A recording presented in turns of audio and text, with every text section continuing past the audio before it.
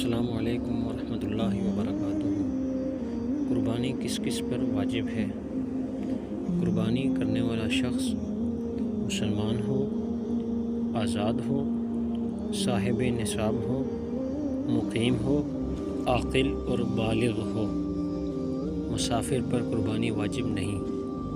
قربانی کا نصاب: جس مرد یا عورت کی ملکیت میں 7.5 تولہ سونا یا 52.5 تولہ چاندی یا نقدی مال یا سامان تجارت یا ضرورت سے زائد سامان میں سے کوئی ایک چیز یا ان 5 چیزوں یا بعض کا مجموعہ 52.5 تولہ چاندی کی قیمت کے برابر ہو تو ایسے مرد یا عورت پر قربانی کرنا واجب ہے۔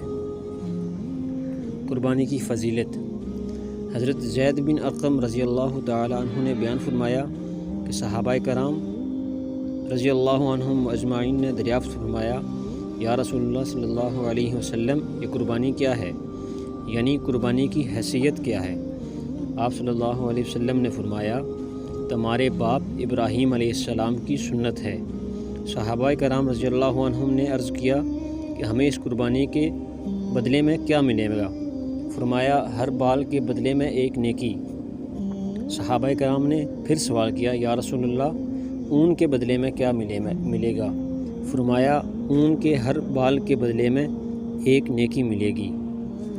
قربانی کرنے کا طریقہ: جانور کو ذبح کیسے کریں؟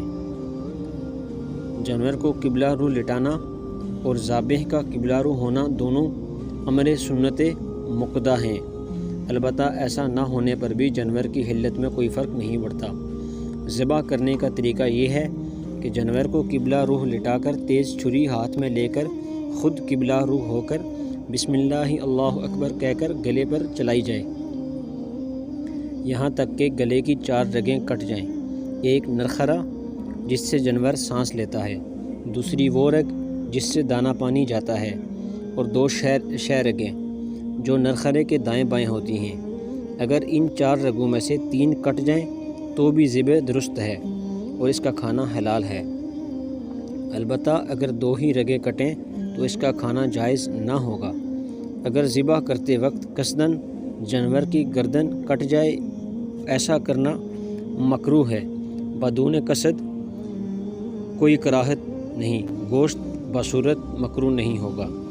ذبح کرنے کی دعا: جانور کو لٹانے کے بعد انی وجہت وجہی للذی فطر السماوات والارض حنیفا وما انا من المشرکین ان صلاتی ونسکی ومحیای ومماتی للہ رب العالمین لا شریک لہ وبذالک امرت وانا من المسلمین اللہم منک ولک، پھر بسم اللہ اللہ اکبر کہہ کر ذبح کرے اور اس کے بعد یہ دعا پڑھے، اللہم تقبلہ منی کما تقبلت من حبیبک محمد وخلیلک ابراہیم علیہ السلام۔